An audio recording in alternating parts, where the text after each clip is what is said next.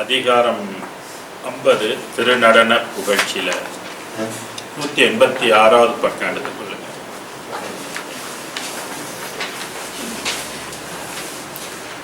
எழுநூற்றி 82வது பாடல்,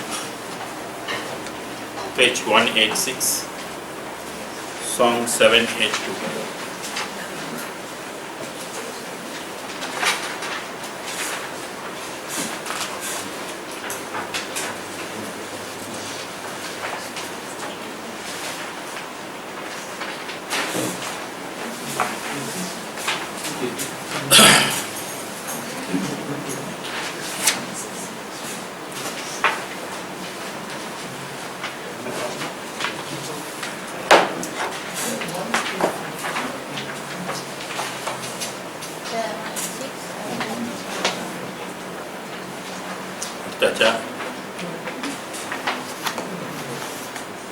உடுத்ததுவில் அவிழ்ந்து விரித்தொரு தரையில் தனித்தே உண்ணாதும் உன்னே உளத்துரு கலக்கத்தோடு படுத்த அயர்ந்த சிறியன் தன் அரங்கணைந்து மகனே பயம் உனக்கென்றென்றே பயந்தொழித்த அடுத்தணைத்து கொண்டெடுத்து போய் பிரிதோர் இடத்தே அமர்த்தி நகைத்தருளி என் ஆண்டவனே அரசே தொடுத்ததனி என் மொழி மாலை அணிந்து கொண்டேன் உளத்தே சுத்த நடம் புரிகின்ற சித்த சிகாமணி. வள்ளலாரை இறைவன் எவ்வளோ பாதுகாப்பா எவ்வளோ அணுக்கமாக அந்த வள்ளலாருக்கும் இறைவனுக்கும் இருந்த உறவு எப்படி இருந்தது அப்படின்றத இந்த பாடலில் சொல்கிறார். ஒரு நாள் இரவு பொதுவாக எல்லா நேரமும் வள்ளலார் என்ன செய்து கொண்டிருப்பார்? இறைவனை நினைத்து கொண்டே இருப்பார். அதுக்கு ஒரு குறிப்பிட்ட நேரம் என்பது இல்லை. ஒரு பாடலில் சொல்றார், உண்பனே எனினும் உடுப்பனே எனினும் உலகிறை நம்பிலேன்னு வரும். அதில் இரவு பகல்ன்ற ஒரு இது இல்லாமல் இரவும் பகலும் நின்றனையே கருத்தில் வைத்து ஏற்றுதற்கு இசைந்தேன். அப்போ இரவு படுக்க போக கூட அவரை தான் நினச்சிக்கிட்டு இறைவனை நினைத்து கொண்டு தான் படுப்பார். ஸோ அந்த மாதிரி படுத்து கொண்டு இருக்கக்கூடிய ஒரு நாள் என்ன நடந்தது அப்படின்னாக்க, அவர் கட்டியிருந்த துணி கூட எல்லாம் ஒரு பக்கம் கலன்று தனித்து போய் இருந்தது.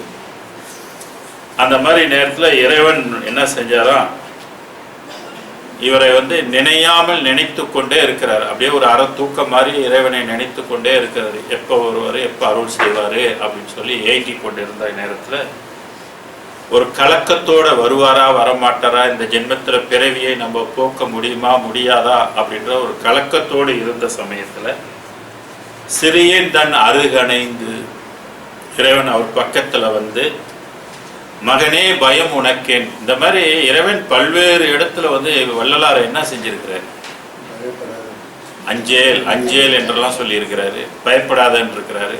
உனக்கு இந்த ஜென்மத்தில் நான் மரணமில்லா பெருவாழ்வு கொடுப்பேன் அப்படின்லாம் சொல்லியிருக்கிறாரு. இந்த மாதிரி எப்பெல்லாம் அவருக்கு அச்சம் வந்ததோ அப்பப்பெல்லாம் அவருடைய பயத்தை இறைவன் தீர்த்திருக்கிறார். ஆனால் இன்னைக்கு உலகத்தில் எல்லாருக்கும் பயம், மரணம் வரும்னு தெரிஞ்சாங்களா யாரும் பயந்து வாழ்றாங்களா?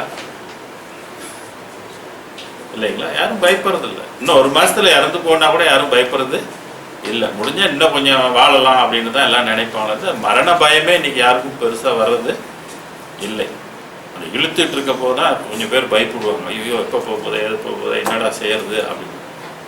அப்புறம் அதுவும் கடந்துட்டாக்கா அப்புறம் அந்த மரண பயமும் போயிடும். அவங்க போயிட்டாலே அடுத்து நம்ம போக போகிறோமேனு யாருக்காவது விழிப்பு வருதானாலும் இல்லை. எத்தனை சட்டி உடைச்சாலும் நம்ம மண்டைக்கு ஏறுறதும் இல்லை. அந்த வெளியே கொஞ்சம் கூட கவலையே படாது. அது அவங்க முடிஞ்சு அவங்க போகிறாங்க, சரி அடுத்து நம்ம வாழ்வோம். அப்போ எந்த அளவுக்கு இந்த அஞ்ஞான வெளி நம்மளை மடமையாக்கி வச்சிருக்கு. விழிப்பு வருதா, முடி நிறைச்சா கூட அப்போ கூட நமக்கு பயம் வர்றதில்லை இல்லைங்களா? உடம்பு இழைச்சாலும் அப்பயும் மனம் வர்றதே இல்லை. வயது கடந்தாலும் பயமும் வர்றதில்லை. ஆனால் எந்த அளவுக்கு நம்மளை முட்டாள்தனமாக இது வச்சிருக்குது. அப்போ எவ்வளோ ஞானம் வேண்டும் அது. வள்ளல் பெருமானுக்கு ஒவ்வொரு நொடியும் பயந்து பயந்து இருக்கிறாரு. நாள் போகுதே என்ன ஆகுது, ஒரு சித்தர் பாடுவது வானதில் உந்தன் இரவியல் வானதில் உந்தன் வயதெல்லாம் கொடு போகின்றான் தானதை அருந்திடாமல் தரணியில் இருப்போம் என்று ஊனமாம் உடலை நம்பி உண்மை கெட்டு அலைந்தான் நீ ஞானமே பொருளா எண்ணி நாகநாதரை வணங்கு நெஞ்சேன்னு ஒரு சித்தர் பாடியிருக்கிறார் கணபதிதாசர். வானவில் இறைவின்னா சூரியன் வயதெல்லாம் கொடு போகின்றான் சொல்வார். அப்போ ஒரு நாள் சூரியன் உதித்து மறைந்து போனால் என்ன ஆகுது? 24 hours போச்சு, முடிஞ்சது. 24 நேரம் கடந்துச்சுன்னா ஒரு நாள் போச்சு. அந்த மாதிரி 7 நாள் போனுச்சுனாக்க போகுது இல்லை, ஒரு வாரம் போச்சு. அந்த மாதிரி 4 வாரம் போனால் ஒரு மாதம் போச்சு. அந்த மாதிரி 12 மாதம் போனால் ஒரு வருஷம் போச்சு. ஒரு வருஷம் போனால் நமக்கு ஒரு வயது போச்சு. இப்போ அந்த மாதிரி எத்தனை வயது போச்சு? இன்னும் எவ்வளோ வயது நமக்கு மிச்சம் இருக்கு? என்ன பண்ண முடியும்? காலம் இருக்கா? நமக்கு காலம் இல்லை. காலம் நமக்காக போன காலத்தெல்லாம் நம்ம வீட்டு திருப்பி கொண்டு வர முடியுமா? பரவாயில்ல, திருப்பி ஒரு ஆஃபர் கூட எனக்குன்னு ஒன்றும் முடியாது. போனது போனதான். இந்த இந்த உடம்பை நம்ம திருப்பி இளமைக்கு கொண்டு வரத்துக்கு சாத்தியம் இல்லை. சில நவீன மருத்துவர்கள் மூலம், மருந்துகள் மூலம், உணவுகள் மூலம் கொஞ்சம் நீங்கள் தள்ளித்தான் போடலாமே. தளர்ச்சியை தடுக்கிறது முடியாதுன்னு வள்ளலாரே சொல்றாரு. ஏன்னா அதோட நடம் அப்படிப்பட்ட இன்னும் நடத்துக்குள்ள விஞ்ஞானங்கள் போகலை. செல்ஸுங்களுக்கு என்னென்ன உணவு கொடுத்தா அந்த செல்ஃப் கொஞ்சம் ஆக்டிவாக இருக்கும், கொஞ்சம் செழிப்பாக இருக்கும் அப்படின்றது தான் கண்டுபிடிச்சிருக்காங்க. ஆனால் அது இன்னும் உள்ளுக்கு போய் பார்த்தாக்கா நடம், ஒரு அசுத்த நடமோட இயக்கம் என்ன ஆயிரும்னா ஒரு குறிப்பிட்ட காலத்தில் அப்படியே அது ஸ்டாப் ஆயிரும், கேஸ் முடிஞ்சு போகிற மாதிரி. அப்போ அது அந்த மூச்சை இழுக்க முடியாது. அதனால உடம்புலாம் நல்லா இருக்கும், ஹெல்த்தியாக இருப்பாங்க, ஆனால் மூச்சு இழுக்க முடியாது. ஹார்ட் அட்டாக் வர மாதிரி, கொலஸ்ட்ரால் அடிச்சிட்டா எப்படி மூச்சு விட முடியாமல் போயிடுதோ அந்த மாதிரி கொலஸ்ட்ரால் இல்லாததுனாலே அந்த நடம் நின்றுச்சுனாக்கா மூச்சு விட முடியாது. அது மாதிரி இங்கே அந்த மரண பயம் வந்துருமே, இறைவனோட அருள் இல்லைன்னா, துணை இல்லைன்னா வந்துருமே என்று நினைந்து பயந்து இருந்த தருணத்தில் இறைவன் அவர் பக்கத்தில் இருந்து பயம் உனக்கே, நான் இருக்கிறேன், உனக்கே பயம், நான் மரணமில்லா பெருவாழ்வுக்குரிய அதிபதி, நீ கவலைப்படாத, நான் உனக்குள்ளே இருந்து உனக்கு அந்த வாழ்வை கொடுப்பேன்னு சொல்லி அடுத்து அணைத்து கொண்டு அவரை அப்படியே கட்டி அணைத்து கொண்டார். எப்படி இருந்தது பாருங்க. அவருக்கும் இறைவனுக்கும் உள்ள அந்த ரிலேஷன், அந்த தொடர்பு, அந்த பாதுகாப்பு, எப்படியாப்பட்ட பாதுகாப்பை அவர் பெற்றிருந்தார். கொண்டு அடுத்து போய் பிரிதோர் இடத்தை அமர்த்தி, இங்க இருந்தா சரியில்லைன்னு இன்னொரு இடத்துல கொண்டு போய் வள்ளலாரை படுக்க வைத்து அந்த அளவுக்கு பாதுகாப்பா இருந்தவர். அது மட்டும் இல்லாம நகைத்து அருளினர், சிரிச்சாராம் இறைவர். அது ஒரு மாதிரியான சிரிப்பு. அந்த சிரிப்பு பொன் கோடி பொருள் பெறும். அது அந்த சிரிப்புக்கு கோடி இது கொடுக்கலாம், பொருள் கொடுக்கலான்னு சொல்லுவார். நகைத்தருளி என் ஆண்டவனி அரசு தொடுத்த தனி என் மொழி மாலை அணிந்து கொண்டு, வள்ளல் பெருமான் என்னென்னலாம் மாலை தொடுத்தாரோ, மாலைனா அந்த பூ மாலையில், மாலைனா பாட்டு, இந்த இறைவன் பால் அவருக்கு என்னென்னலாம் பாடினாரோ இறைவன் அதை ஏற்று அணிந்து கொண்டான். அணிந்து கொள்வதல் என்பது அதை எக்ஸப்ட் பண்ணிக்கிறது, ஏற்றுக்கொள்வது, விரும்பிக் கொள்வது அப்படின்னு சொல்றது. இப்படி அணிந்து கொண்டேன் உள்ளத்தே சுத்த நடம் பொறுகின்ற சித்த சிகாமணி. வள்ளலார் உள்ளத்துல அருள் காரியப்பட்டதுனால அது அசுத்த நடம் அல்ல. அசுத்த நடம் என்ன செய்யும்? தாதுக்களை உண்டாக்கும். 7 தாதுக்கள் வரைக்கும் அது உண்டாக்கும். சுத்த நடம் என்ன செய்யும்?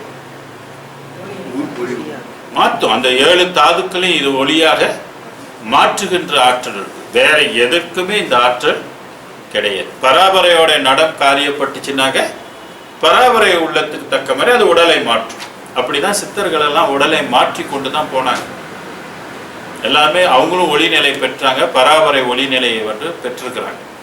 ஆனால் வள்ளலார் அதற்கும் அப்பால் பட்டு ஒரு ஒளிநிலை இருக்குது, அதுக்கு ஒரு நடம் இருக்குது என்பதுதான் அவருடைய கருத்தாக இருக்குது. அதனால சுத்த நடம் புரிகின்ற சித்த சிகாமணி என்ற அடுத்த பாடல்ல ஆற்றாத அடிச்சிறியர் காற்றல் மிக கொடுத்தே. ஆற்றாதனாக்க சக்தி இல்லாமல், சக்தி கொண்டு ஏதோ ஆர்டினரி சக்தியோடு இருக்கக்கூடியவர்கள் இருக்கிறாங்க. சில பேருக்கு ஆற்றல் இருக்கும், அதனால சில விசித்திரங்கள்லாம் செய்ய முடியும், சில நோய்களெல்லாம் நீக்க முடியும். தொட்ட மாற்றத்தில் பார்த்த மாற்றத்தில் சிலர் வந்து இப்போல்லாம் தொடு சிகிச்சைலாம் வந்துடுச்சு, தொட்டு சில நோய்களை குணப்படுத்துகிற மாற்றம். அது நாடிகளை இயக்கிற ஒரு முறைகள் இருக்குது. நாடிகள் இயக்காம அருள் துணை கொண்டு தீக்கிற ஒரு நோய்கள் முறைகள் இருக்கு. அதுபோல பெருமானுக்கு எந்த ஒரு ஆற்றலும் அவர்கிட்ட இல்லாத காலத்திலேயே இறைவன் அவருக்கு என்ன கொடுத்தாராம்? ஆற்றல் மிக கொடுத்து. அப்ப அது என்ன பெரிய சக்தி, அது சித் சக்தி இல்லையா? எல்லா சக்திகளுக்கும் அந்த சக்தி தான் ஆதார சக்தி. அப்ப எவ்வளவு பெரிய ஆற்றல் அது இருக்கும். அந்த ஆற்றலை வள்ளல் பெருமானுக்கு அது கொடுத்ததுன்னா எந்த இடத்துல கொடுத்துச்சு? ஆன்மாவுடைய ஆற்றல். இப்ப நம்மளாம் ஆன்மாக்கள், எல்லாரும் சொல்லிக்கிறோம் ஆன்மாக்கள். நமக்கெல்லாம் ஆன்மா ஆற்றல் இருக்குதா? இல்லையா? அப்ப என்ன ஆற்றல்ல வாழ்ந்துட்டு இருக்கோம்?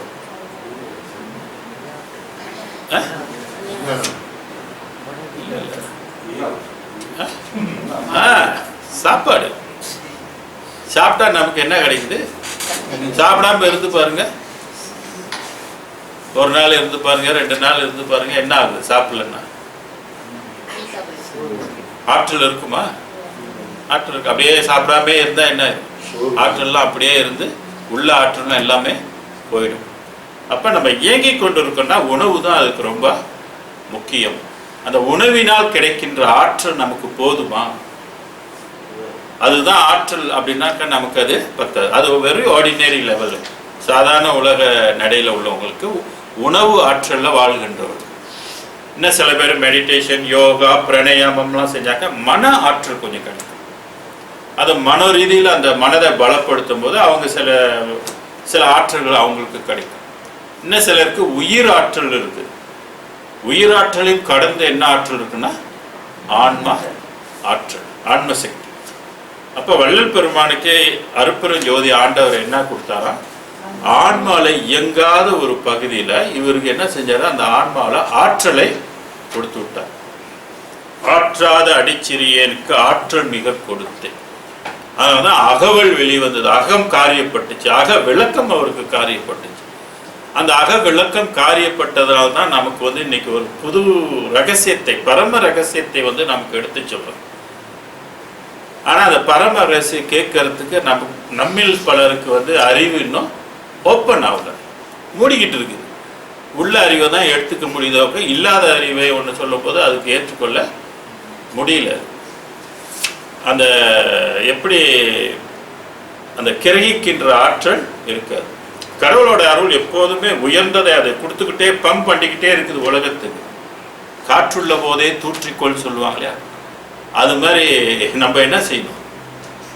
கடவுளுடைய வேதம் வருது, கடவுளுடைய ஆற்றல் இருக்குது, எல்லாம் இருக்கும்போது அதை பயன்படுத்தலைன்னா என்ன பண்ண முடியும்? யாருக்கு நஷ்டம்? மனித குலத்துக்கு அது மிகப்பெரிய நஷ்டம். இப்போ காலையில எந்திரிச்சு வழிபாடு செய்யணும்னு சொல்லுவார். ஏன்னா காலையில தான் அந்த அமுத காற்று வீசுகின்ற நேரம். அந்த நேரத்தில் நல்லா தூங்கிட்டு இருந்தோமா பயன்படுத்தி கொள்ள முடியுமா? பயன்படுத்தி கொள்ள முடியும். அப்போ அந்த நேரத்தில் இருந்துச்சு இறைவனை நோக்கி தவம் பண்ணாமாக்கா அந்த ஆன்மாவுக்கு அந்த ஆற்றல் கிடைக்கும். அதுபோல ஆற்றாத அடிச்சிறியனுக்கு ஆற்றல் மிக கொடுத்தே அம்மையுமாய் அப்பனுமாய் ஆதரித்து அன்புடனே. வள்ளலாருக்கு யாரு அம்மா, யாரு அப்பா? அருட்பெரும் ஜோதி. பிறக்கும் போது ஒரு அம்மா அப்பா, முத்தி அடையறதுக்கு ஒரு இந்த அம்மா அப்பா இல்லை. இந்த அம்மா அப்பனால முடியுமானா முடியாது. ஆக இங்கே வந்து அம்மையுமாய் அப்பனுமாய்ன்னு சொல்லக்கூடியவர் சிவசக்தியை குறிப்பிட்டிருந்தாலும் அருட்பெரும் ஜோதியே இங்கே அம்மையப்பனாக குறிப்பிடுகிறார். இதுக்கு முன்பு ஒரு பாடல்ல கூட தாயாகி தந்தையுமாய் தாங்குகின்ற தெய்வம். இப்ப நம்ம கூட சொல்ல மாட்டான் ரொம்ப தாங்குறான் அப்படின்னு. அது மாதிரி வள்ளல் பெருமானே அது வந்து அன்புடன் ஆதரித்துன்னு சொல்றாரு. ரொம்ப அன்பா அவரை வந்து இப்ப நம்ம பிள்ளைங்களை எப்படி பார்த்துக்கணும், பிள்ளைங்களை அன்பா பார்த்துக்க முடியும். சின்ன பிள்ளையா இருந்தா இன்னும் ரொம்ப கொஞ்சி பார்த்துக்க முடியும். அது போல இறைவன் அவ்வளோ கொஞ்சி ரொம்ப அன்பா அவரை பார்த்து கொண்டதான். அதை பெருமான் இங்கே சொல்லுகின்ற பதிவு செய்திருக்கின்றார். அம்மையுமாய் அப்பனுமாய் ஆதரித்த அன்புடனே போற்றாத குற்றமெல்லாம் பொறுத்து. எது போற்றாத குற்றம்?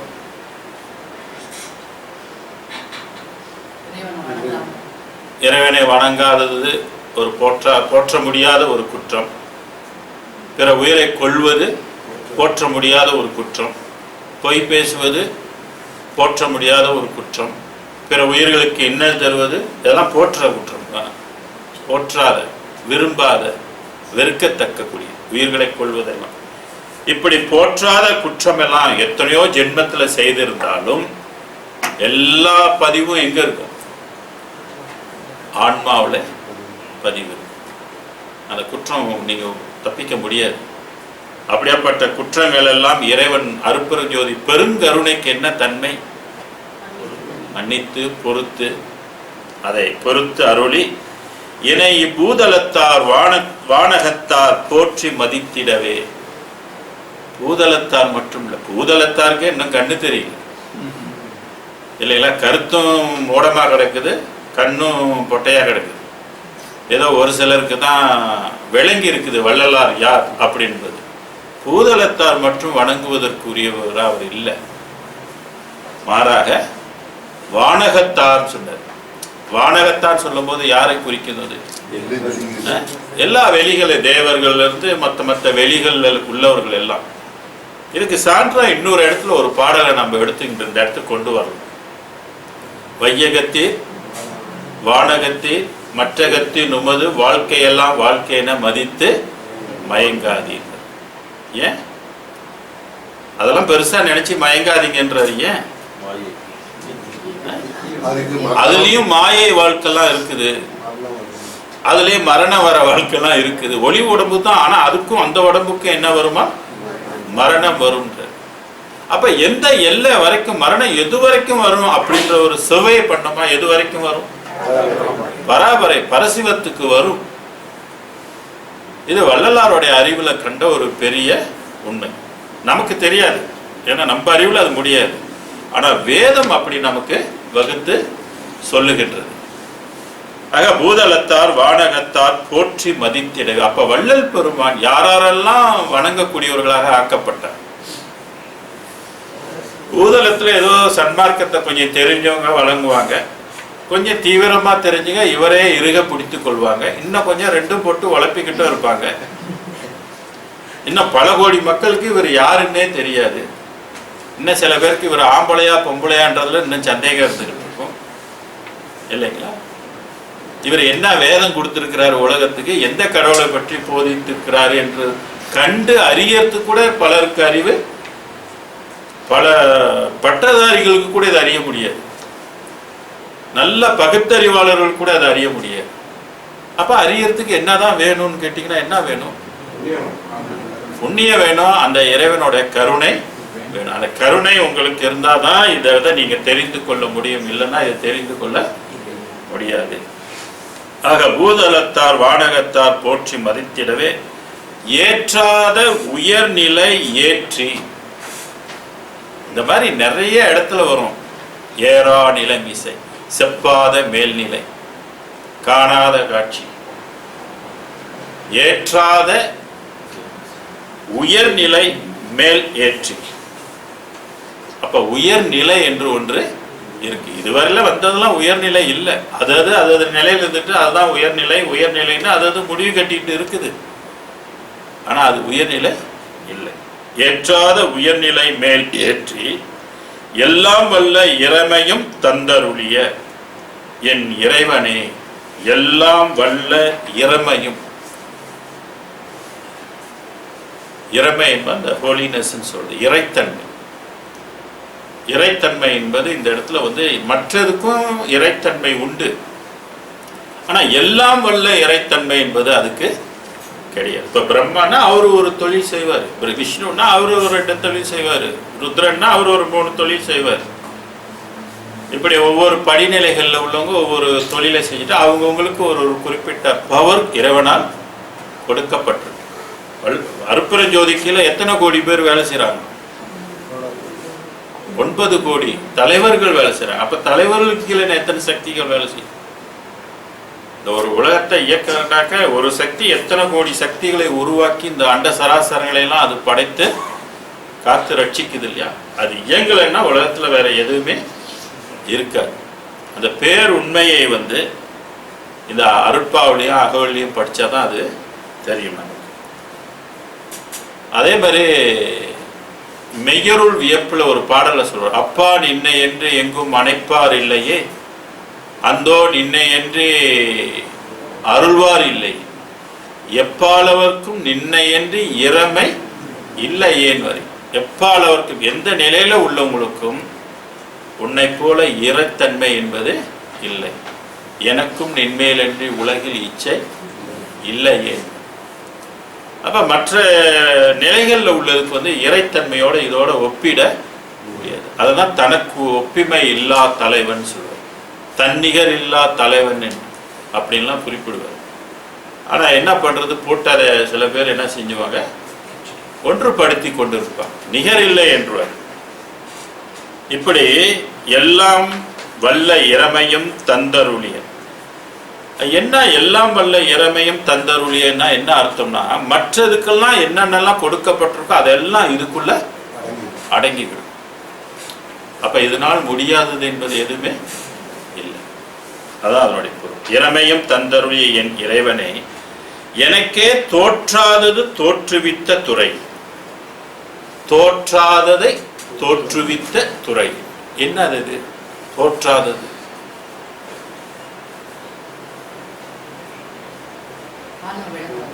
காணாதது. தோற்றுதல் தோன்றுதல் என்பது பிரிச்சாக்க தோன்றுதல் என்பது பார்க்காதது, இதுவரை யாரும் பார்க்காதது. தோற்றாததை தோற்றுவித்த துறை, யாரும் இதுவரை பார்க்காததை இவர் பார்க்க அது தோற்றுவித்தார்.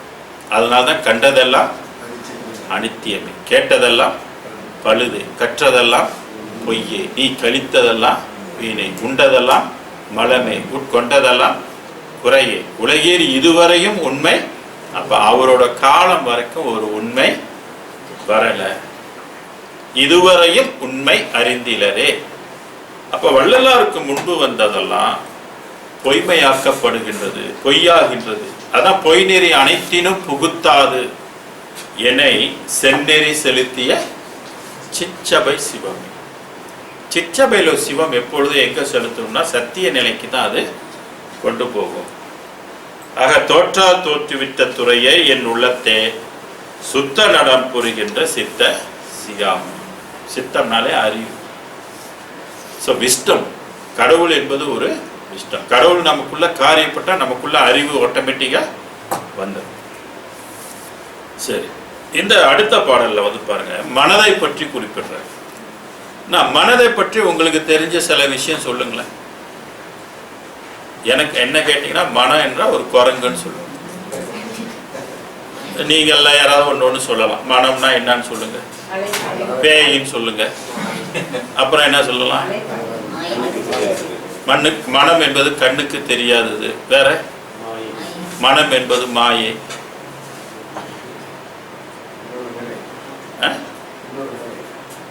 இன்னொரு மறுபக்கம், மனம் என்பது ரொம்ப சூட்சமம், கண்ணுக்கு புலப்படாதது. வேற, மனம் என்பது அலைப்பாயக்கூடியது. மும்மலங்களின் இருப்பிடமா அதுவும் இருக்குது. வேற, மனம் என்பது ஒரு வெளி. அது என்ன வெளி? அசுத்த வெளி. அசுத்த வெளிக்கு என்ன இயல்பு? அசுத்த வெளியில என்னென்ன உணர்வுகள்லாம் இருக்கும்? காமம், குரோதம், லோகம், மோகம், மதம், ஆச்சரியம் எக்ஸெட்ரா எக்ஸெட்ரா எல்லாரும் அதுக்குள்ள இருக்கும். அதுதான் அழுக்கு. அப்ப நம்மலாம் என்ன பிடிச்சிருக்கு? அழுக்கு பிடிச்சிருக்கு. எத்தனை தடவை குளிக்கிறோம்? என்னென்னலாம் போட்டு குளிக்கிறோம்? எங்கெங்கெல்லாம் போய் தீர்த்தத்துல முழுகிறோம்? என்ன போவாது? அழுக்கு போகவே போவாது. இந்த அழுக்கு போனேனே தான், செத்து போனேனே என்ன கொண்டான்னு தேய்ப்பாங்க. சேக்காய் தேய்க்கிற அழுக்கு நீக்கி தான் போகணும் அப்படின்றது நமக்கு ஒரு பாடம். அங்கே ஒரு டெமோ நடக்கும் இல்லைங்களா? அப்போ அழுக்கு போகுமா? உயிர் உடம்பு விட்டு போட பிற்பாடு அழுக்கு போகுமா? ஒன்றுமே போகாது. அப்போ இன்னும் வேற என்ன சொல்லலாம் மனதை பற்றி? மனம் வந்து அலைப்பாயக்கூடியது, ஒரு இடத்துல நிற்காது. கண்ணை மூடனா மனதுக்கு இன்னொன்று இயல்புன்னா சம்காரம் சொல்லுவாங்க, சம்சாரமா என்னமோன்னு சொல்லுவாங்க. அது மனதில் வந்து எண்ணங்கள் தொடர்ச்சி அப்போ பார்த்தா உதித்து கொண்டே இருக்கும். அது ஏன்னா எண்ணங்கள் உதிக்கிற இடம் வந்து அந்த மனதில் இருந்து தான் உதிக்கும். உலகியல் சிந்தனைகள் எல்லாம் மனம் ஆசை வேற, அந்த ஆசை அடக்க முடியுமான மனம் அடங்காது. ஆசை வேற. மனம் வந்து புலன்களுக்கு சுகத்துக்கு வந்து ரொம்ப அடிமைப்பட்டு இல்லையா? வேற தத்து 36 தத்துவத்தை கொண்டு அது மனம் இருக்குது. வேற என்னென்னலாம் சொல்லலாம்? கன்ஃபியூஸ். மனம் செத்து போக கூட விரும்பும். செத்து போயிடலாம் அப்படின்றது, சாக கூட மனம். எத்தனை பேர் செத்து போறாங்க? ஆன்மாவை சொல்லுது செத்து போட்டு, எல்லாம் அந்த மனம் தான். மாயை நம்மளை வந்து அந்த மாதிரி சொல்லுது. அன்பினும் பிடியுள் அகப்படும் அலையே, அன்பினும் கூடில் போகும் அரசே. அன்பினும் பிடியுள் அகப்படும் அலையே, அன்பினும் கூடில் போகும் அரசே. இப்படிப்பட்ட மனதை எப்படி அடக்கிறது? சிவவாக்கியர் ஒரு பாடல்ல சொல்லுவார். அது சைவ சித்தாந்தத்தை பாடல்ல, மூலமாம் குளத்திலே முளைத்தெழுந்த கோரையை காலமே எழுந்திருந்து 4 கட்டு அரிப்பிலே பாலனாகி வாழலாம் பரபிரம்மம் ஆகலாம், ஆழமுண்ட கண்டர்பாதம் அம்மை பாதம் உண்மை.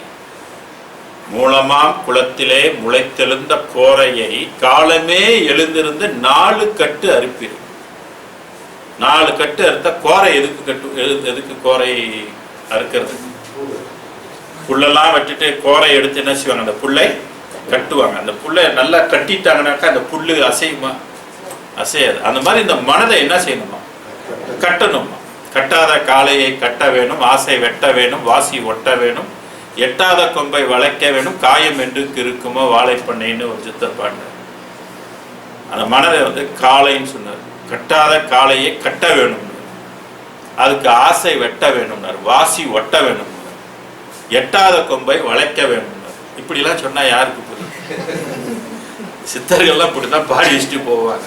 மண்டையை போட்டு நம்ம குழப்பிக்கணும். இது ஒன்றும் புரியலையா என்ன செஞ்சிருவாங்க? அதை தூக்கி போட்டுருவாங்க. அது என்ன தெரியல, ஒன்றும் விளங்கல. அந்த மாதிரி நிறைய பாடல்கள் இருக்கு, படிச்சா ஒன்றும் விளங்காது. பட்டமும் கயிறு போல பறந்து நின்ற சீவனை பார்வையாலே பார்த்து நீ படுமுடிச்சு போடடா, திட்டவும் படாதடா, சீவனை விடாதடா, கட்டடா சிக்கன களவு அறிந்த கல்வனை. ஏன்னா விளங்குதா? இது போலவே எதை சொல்லிட்டு இருக்கிறாரு? மனதை சொல்லிட்டு இருக்க. அந்த மனதை கட்டுங்க கட்டுங்க கட்டுங்கன்னு. இந்த மனதை கட்டுங்கன்னு ஒரு வார்த்தை எழுதி வச்சுன்னா எல்லாரும் புரிஞ்சுக்கிறாங்க. இத்தனை பாட்டு இப்படி எல்லாம் சொன்னா யாருக்கு என்ன புரியும்? 2 கடா உண்டு ஊரினுள்ளே 2 கடாக்கும் ஒரே தொழும்பன், 2 கடாவும் இழுத்து பிடிக்கல் 2 கடாவும் 1 கடாவும் என்ன யாருக்கு முடியும்? அவன் கடா கடா கடான்னா என்ன நினைப்பான்? ஆடுதான் அவனுக்கு ஞாபகம். இந்த மாதிரி ஆடை வச்சு சொல்லியிருக்காங்க, பறவையை வச்சு சொல்லியிருக்கிறாங்க, கோழிகளை வச்சு சொல்லியிருக்கிறாங்க, குதிரையை வச்சு சொல்லியிருக்கிறாங்க, மீன்களை வச்சு சொல்லியிருக்கிறாங்க. கடைசியில் இதனுடைய பொருள் வந்து எப்படியாவது உங்க மனதை நீங்கள் கட்ட வேண்டும், அவ்வளவுதான். எப்படி மனதை கட்டுறது? அத பெருமான் சொல்றாரு பாருங்க. படிப்பு அடக்கி கேள்வியெல்லாம் பற்றற விட்டு அடக்கி பார்த்திடலும் அடக்கி. படிப்பு அடக்கின என்ன அர்த்தம்? புறப்படிப்புகள், தேவையில்லாத படிப்புகள் எல்லாம் அடக்கி, கேள்விகள் எல்லாம் பற்றற விட்டடக்கி. கேள்வியெல்லாம் நீங்க கேட்டுட்டு இருக்க வேண்டியதில்லை, அதெல்லாம் கேள்வி கேட்காம சங்கதிக்கு நேரா போயிருக்கு.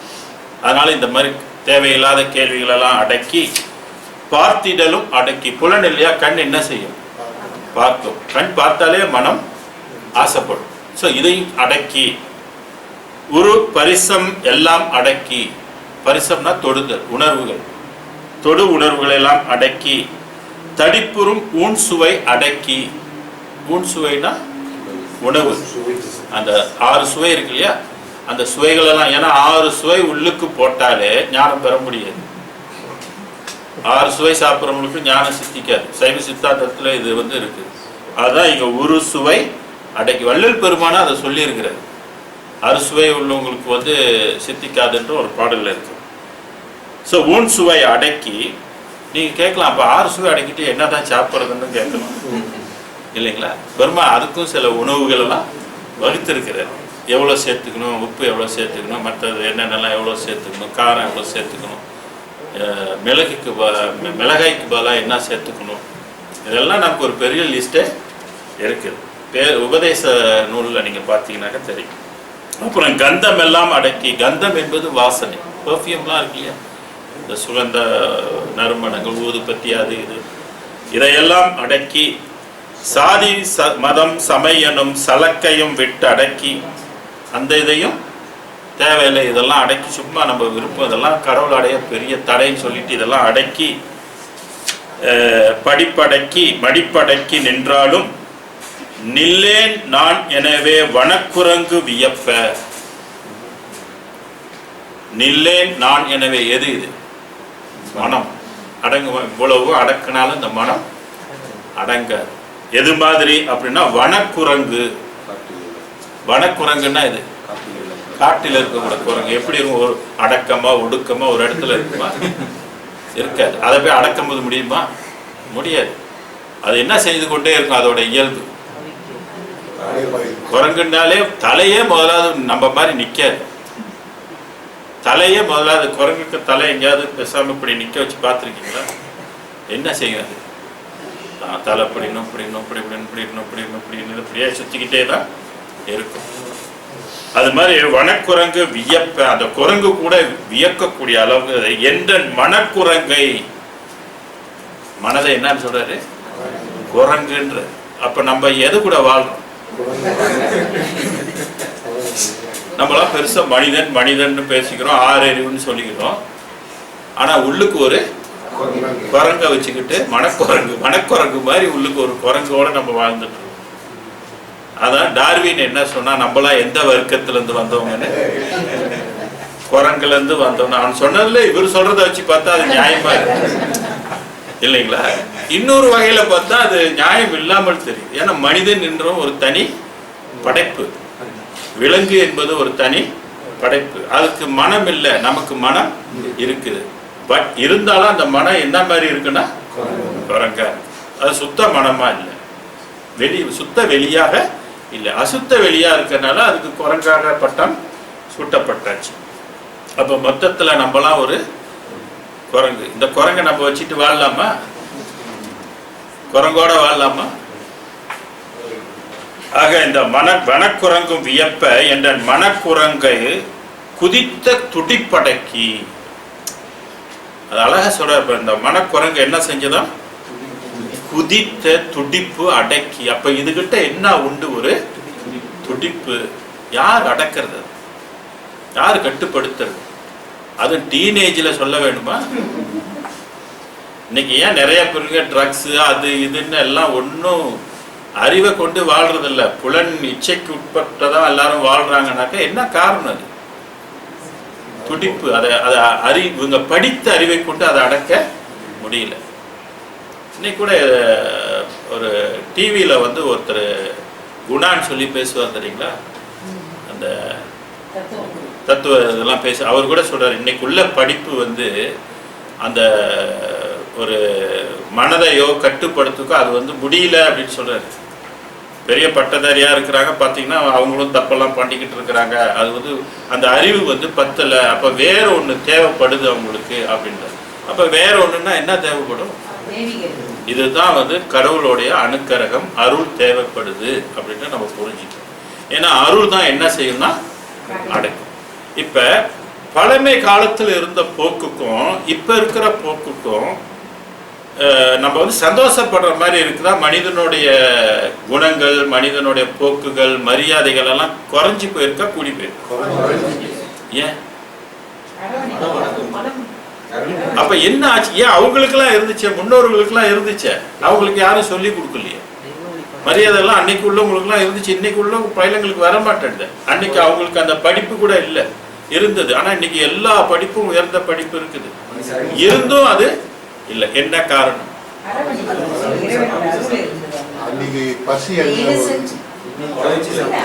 ஏற்கனவே இருந்த அந்த அருள் என்ன ஆயிடுச்சு? அகம் கருத்து புறம் வெளுத்து போச்சு. புறம் வெளுத்து போச்சுன்னா என்ன அர்த்தம்? அங்க இருக்க அருளியல் என்ன ஆயிடுச்சு? போச்சு, குறைஞ்சி போச்சு. இது நம்ம இனத்துல மட்டும் இல்ல, தி ஹோல் யூனிவர்சல்ல மனிதனா பிறக்கிறவங்களுக்கு எல்லாத்துக்குமே அந்த புறம் வந்து வெளுத்து போச்சு. இனி வெளுத்து போய்கொண்டே தான் இருக்கும். வேலைங்களா? வேற எந்த வழிபாடும் செஞ்சு இனி நீங்க வந்து முட்டுக்கட்டை கொடுக்க முடியாது. அதை இன்னும் இன்க்ரீஸ் பண்றதுக்கு சான்ஸ் இருக்கா? சான்ஸ் கிடையாது. வேதம் இருக்குது, வேதத்துல சொல்லப்பட்டிருக்கு, எல்லாம் சொல்லப்பட்டிருக்கு. ஆனா அருளியல் குறைஞ்சி போச்சுன்னா நீங்க என்ன அந்த வேதத்தை நம்ம பயன்படுத்த முடியுமா? ஏன்னா அந்த வேதம் சொல்ற அருள் வந்து வள்ளலார் சொல்ற அருளும் வேறு, இடம் வேறுபடுது. அப்ப காலவதியான அருள் இனிமேல இருக்க இருக்க நீங்க மனிதன்கிட்ட பண்பை எதிர்பார்க்க முடியாது, அவன்கிட்ட நல்ல பக்குவத்தை எதிர்பார்க்க முடியாது. ஆனா நல்ல மார்க்ஸ் வேணுமா வாங்குவான். ஏயா எத்தனை ஏ கொடுக்குறீங்க எல்லாம் அடிச்சு விட்டு போயிடுவான். அப்புறம் பார்த்தா பார்ல போய் உட்காந்துட்டு ஏதாவது பண்ணிக்கிட்டு, இல்லைன்னா அதை குறுக்கிட்டு மூளையை வச்சுட்டு வேற தப்பான காரியங்கள் எல்லாம் செஞ்சுக்கிட்டு இருப்பான். ஏன்னா அவங்ககிட்ட அந்த அந்த அருளியல் இல்லை. அப்ப எது ஆட்சி புரியும்? அருளியல் குறைஞ்சிட்டா எதுக்கு ஆட்டம் வந்துடும்? மனம். மனம் மாயை தானே. அப்ப எது மிகுந்து போகும்னா மிகுந்து போகும். சரி, இது ரொம்ப இம்பார்ட்டன்டான ஒரு பாயிண்ட். மனிதனுக்குள்ள ஒரு பெரிய ஒரு விஷயம். இந்த விஷயம் வந்து ஹைலைட் பண்ண உலகத்துக்கு கொஞ்சமாவது சிந்திப்பாங்க. இது அருளியலை. ஏன்னா எல்லாம் புறம் எடுத்து போச்சுன்னா, புறம்னா இது என்னதுன்னு தெரியணும் இல்லையா? அகம்னா என்னதுன்னு தெரியணும் இல்லையா? அகம் கருத்து இருக்குன்னு சொல்லும் போது என்ன கருத்து இருக்குது, என்ன காரியப்படாம இருக்குது? கருத்து இருக்குன்னா அங்க என்ன இல்லை? ஒளி இல்லை. அகம் அகம் என்று சொல்றது ஆன்மாவை குறிப்பிடுறது. அப்ப என்ன வளர்ச்சி இல்லை? ஆன்மா வளர்ச்சி இல்லை. புறமோ புறத்திலேயும் ஏற்கனவே 36 தத்துவத்துக்குள்ள என்ன இருக்குது? பரசிவம் இருக்குது, சக்தி சிவம் அங்க இருக்குது 36 தத்துவத்துக்குள்ள. அந்த சிவம் என்ன ஆச்சு? அது வெளுத்து போய் கொண்டு இருக்கு. வெளுத்து போச்சுன்னா அது இருக்க இருக்க இருக்க அதோட பவர் கம்மி ஆகிக்கிட்டே குறைஞ்சிட்டு போகுது. அப்ப எது நமக்கு வந்து ஒழுக்கத்தையும் எது நமக்கு அடக்கத்தையும் பண்பையும் கொடுக்கக்கூடிய ஒன்று என்ன ஆயிடுச்சு? குறைஞ்சி. அப்போ உலகம் முழுவதும் நம்ம இந்த குறைபாடை பார்க்கலாம். இது வந்து ஒரு யூனிவர்சல் ப்ராப்ளம். உங்க வீட்டு பிரச்சனைன்னு நினைச்சிட்டு இருக்காருங்க இல்லைங்களா? நம்ம சமுதாய பிரச்சனைன்னு நம்ம பார்த்துட்டு இருக்கோம். இது ஒரு யூனிவர்சல் பிரச்சனை. மனிதனுடைய மனதுக்குள்ள இருக்கிற சக்தி குறைஞ்சி போச்சு. ஓகே, ஆல்டர்னேட் என்ன வழி? மாற்று வழி. சக்தியை நீங்க என்ன செய்யணும்? பெறணும். ஏதோ ஒண்ணு குறைஞ்சி போச்சு, இனி அதை ஒண்ணு நீங்க பண்ண முடியாது. நேச்சர், அது நேச்சரோட பவர் வந்து குறையும் போது அதை நீங்க ஒன்றும் பண்ண முடியாது. அதை கூட்டவோ உங்கள்கிட்ட அந்த உரிமை கிடையாது. அப்ப மாற்று. அதுக்கு வேற வழி என்ன? இப்படியே போனுச்சுன்னா மனித உலகம் எப்படி ஆகும்? வள்ளலார் அதுக்கு என்ன வழி சொல்றாரு? இருக்குது. இன்னொரு இடத்துல ஒரு அருள் சக்தி இருக்கு, ஸ்டாண்ட் பையா ஒண்ணு இருக்கு, ஸ்பேரா ஒண்ணு இருக்குது. அது எக்காலத்திலும் அழியாது, குறையாது. எத்தனை கோடி யுகங்கள் போனாலும் இது மாதிரி புறத்துல உள்ளது மாதிரி அது குறையாது. அப்ப நம்ம அதை விளங்கிக்கணும். அது எங்க இருக்குது? ஆன்மா உள்ளுக்கு இருக்குது. எங்க இருக்குது? ஆன்மா உள்ளுக்கு இருக்குதுன்றார். நமக்கு ஆன்மாவே தெரியாது. அது உள்ளுக்கு இருந்தா என்ன போட்டு ஏதாவது நோண்டி எடுக்க முடியுமா? ஒண்ணும் முடியாது. அதை கிளப்ப முடியுமா? அங்க இருந்து உள்ளுக்கு வான்னு கூப்பிட முடியுமா? அதுக்கு என்ன வழி? ஒரே வழிதான் பெருமான் சொல்றாரு. உயிர்கள் பால் நீ கருணையை வளர்த்து கொண்டால் இந்த அருளை நீ பெறலாம், இல்லைன்னா நீ செத்து போன்னு சொல்ற. நீ எத்தனை ஜென்மம் எடுத்து செத்து போ, பரவாயில்ல.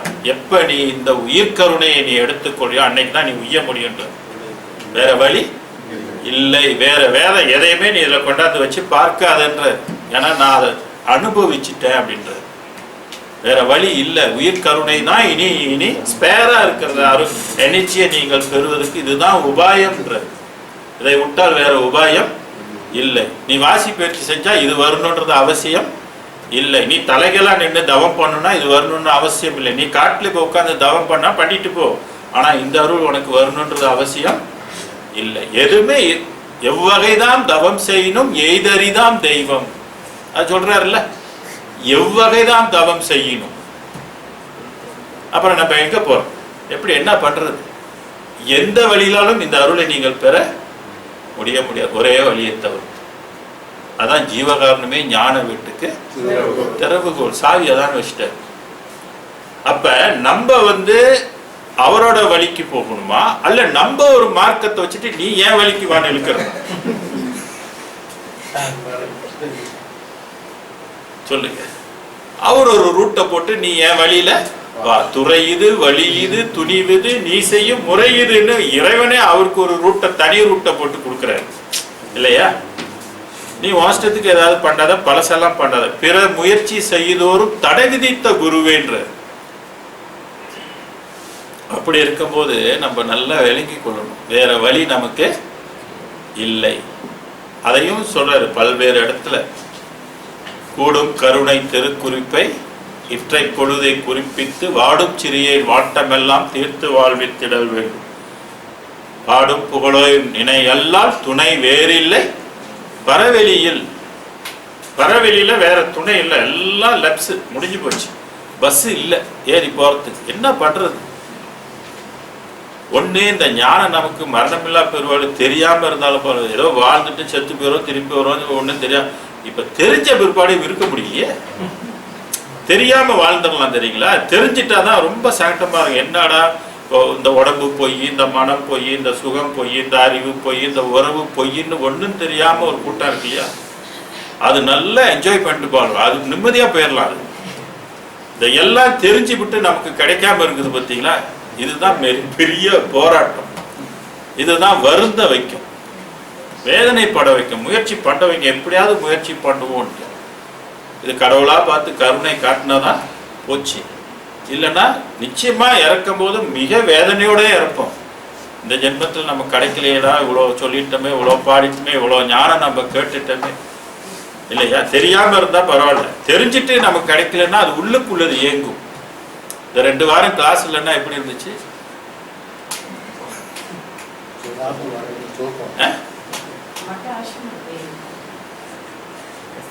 இந்த பாடங்கள் நம்ம கேட்காம இருந்ததுனால அந்த வித்தியாசம் எப்படி இருந்தது? மங்கி போச்சுன்றாரு. வேற சொல்லுங்க. ஏக்கம். அப்ப எது இயங்குது? ஆத்மா, உள்ளுக்குள்ள ஆத்மா. இது இந்த பாடம் மனதுக்குள்ள படம். அது இது குரங்குக்கு உள்ளது இல்லை, இது ஆன்மாவுக்கு உள்ளது. குரங்கு எப்போது என்ன பண்ணிட்டு இருக்கும்? அது சேட்டையே அது பண்ணிக்கிட்டு இருக்கும். 5 புலன்கள் வழியா அது வேலையை அது பார்த்துட்டு இருக்கும். ஆன்மா ஒன்று தான் இதை விரும்பி, ஏன்னா இது அதுகிட்ட இருந்து வந்த ஞானம், அதுக்கு சொந்தமான ஞானம். அப்ப அதை பற்றி பேசும்போது அதுக்கு எப்படி இருக்கும்? அது சந்தோஷமா இருக்கும், சாட்டிஸ்ஃபேக்ஷன் கொடுக்கும், அது ஆத்ம திருப்தியை கொடுக்கும்.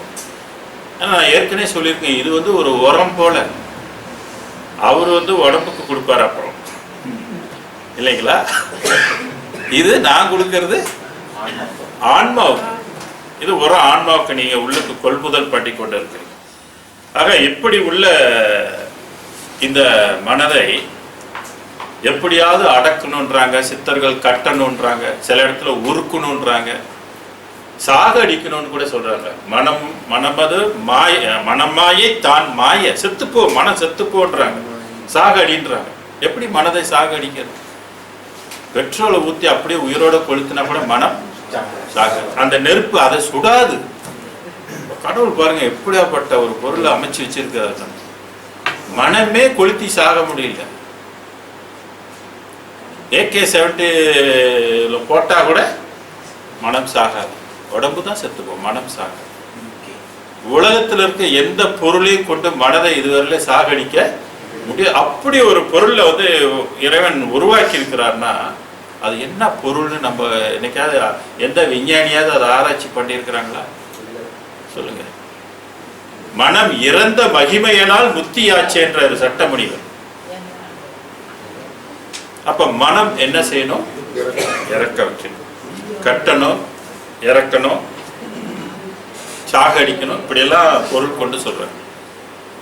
ஔவையார் அழகா சொல்லுவாங்க, சாதி இரண்டு ஒழிய வேறில்லை, சாதி இரண்டு ஒழிய வேறில்லை, சாற்றும் கால் நீதி நெறி முறை தனில் மேதினியில் இட்டோர் பெரியோர் இடாதோர் இலிகுலத்தோர் பட்டாங்கில் உள்ளபடினும்.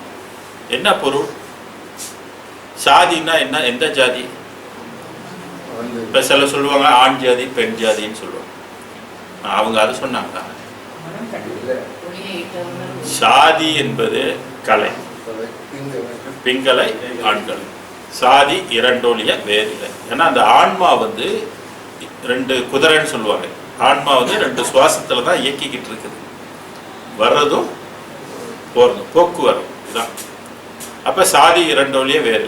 சாற்றும் கால், சாற்றக்கூடிய கால் ஒன்று இருக்குது, அது மூலாதாரத்தில் இருக்கிற வாசி. இதை கொண்டுதான் அந்த வாசியை நம்ம வசப்படுத்திக்கணும். இதை சாற்றுங்கால் நீதி நெறி முறை தனி. இதான் நீதி, இதான் நெறி, இதான் முறை. அவங்க காலத்துக்கு இதான் முறை, இதைத்தான் பண்டி போகணும் என்பது அன்றைக்குள்ள விதி. இதை இட்டோர் பெரியோர், இதை யார் அபியாசித்து செய்து கொண்டானோ அவன் தான் பெரியோர். இடாதோர் இலிகுலத்தோர் சொல்லுவோம். இலிகுலம்னா பிணம். இதை செய்தவன் மரணமில்லா பெருவாழ் வாழ்வான், இதை செய்யாதவன் செத்து போவான். இலிகுலத்தோர் சொல்லுவோம். எதுல உள்ளபடி? பட்டாங்கில் உள்ளபடி. பட்டாங்குன்னா வேதம். அப்ப அன்றைக்கு வேதம் நமக்கு என்ன வழிகாட்டுச்சுன்னாக்க, ஔவையாருடைய காலம் எப்ப? 2000 ஆண்டுகளுக்கு முன்பு. இன்னைக்குள்ள முறை என்ன? இதை கட்டுறதுக்கு என்ன வழி? வள்ளலார் சொல்லியிருக்காரு, என்ன கட்டுக்கு அடங்காத இந்த மனக்குரங்கை கட்டுவிக்கும் இடத்தில் கட்டுவித்தான் சொல்வது. இறைவன் எனக்கு இதை கட்டி கொடுத்தான் சொல்வது. அப்ப யாரு கட்ட முடியும்? இறைவன் தான். வேற வழியே கிடையாது மனிதனுக்கு. இவன் சொந்தமா மூச்சு பயிற்சி எல்லாம் போட்டுக்கிட்டு சுவாசத்தெல்லாம் அடக்கிக்கிட்டு உட்காந்து இருப்பான். அது செத்த பாம்பு மாதிரி அப்படியே இருக்கும், சுளுத்தி நிலையில இருக்கும். நீ நவுறு மன கொஞ்சம் நீ அசைஞ்சு பாரு, நான் எந்திரிக்கிறேன். நம்ம உடம்பு எந்திரிச்சுன்னு அது மனம் எந்திரிச்சிருக்கும், நான் எந்திரிச்சிட்டேன் அப்படின்னு. ஏன்னா உடம்பு அசைந்தால் மனம் அசை. அடக்கிறது சிறப்பு கிடையாது, அவனை அழிச்சிடணும். அப்ப யார் செய்ய முடியும் அந்த ஆற்றல்? அவ்வளவு பெரிய அழியாத பொருள், உலகத்துல எந்த பொருளை கொண்டும் அழிக்க முடியாத பொருளை எது அழிக்குது? இறைவனுடைய அருள் சக்தி தான் அழிக்குது. கடவுள் பாருங்க, எல்லாம் கொடுத்துட்டு அவனுக்கு 6 அறிவு கொடுத்துட்டு, இங்க இருந்து 3 வரைக்கும் போ, மாஸ் வரைக்கும் போன அறிவெல்லாம் கொடுத்துட்டு, அணுகுண்டு செய்யற வரைக்கும் அறிவையும் கொடுத்துட்டு, உன்னோட மனதை உனக்கு அழிக்கிறதுக்கு அவனுக்கு அறிவு. அப்ப மனதை அவனால் கடந்து போக முடியல. புறத்துல வேணுமா எவ்வளவு தூரம் வேணுமாலும் கடந்து போக முடியுது, ஆனா மனதை அவனால கடக்க முடியல. சாக்கரம் சொப்பனம் சுளுத்தி துரியம். துரியத்துல போனே என்ன ஆயிடுவாரு? தூங்கிடுவாரு. அப்புறம் என்ன செஞ்சிருவாரு? திருப்பி எழுப்பிட்டமா எந்திரிச்சிருவாரு. கடந்து அதுக்கு மேல அவனால போக பிளாக், அதோட முடிஞ்சு போச்சு. ஏன்னா மனதுக்குள்ளதான் இந்த ஓட்டங்கள்லாம் இருக்கு. இப்ப நம்மளும் உட்காந்து தவம் தவம் தவம்னு பண்ணாலும் என்ன பண்ண முடியும்? அது இதுக்குள்ளதான் பண்ண முடியும். இதுக்குள்ள பண்ணா அதுக்கு பேரு தவம் இல்லை, அவம். அதனாலதான் எது வரணும் உள்ளுக்கு? அருள் அருள் வந்தாதான் தவம். அதான் மெய் தவம். என்ன தவம் செய்தேனோ? வள்ளலார் வந்து கருவிலே வந்து கலந்துட்டார். அப்ப அவர் செஞ்ச தவம் என்ன தவமா இருக்கு? பொய் தவமா? மெய் தவம் இல்லை. நான் என்ன செய்தேன், என்னோட நான் செஞ்ச தவம் யார் செஞ்சான்றாரு. ஏன்னா மற்றவங்களாம் பராபரை வைத்து தான் தவம் செஞ்சாங்க. வள்ளல் பெருமான் அருட்பெரும் ஜோதி ஆண்டவரை வைத்து தவம் பண்ணியிருக்கு. உன்னுடைய அருளை நான் தாங்கி இருந்து செய்த தவம், அது யாரும் செய்ய முடியுமா? அந்த மாதிரி இதுவரையில யாரும் செஞ்சிருக்கிறாங்களா? இல்லை. அதனாலதான் இவருக்கு வந்து யாரும் ஏறாத நிலையை ஏறி இருக்கின்றார்.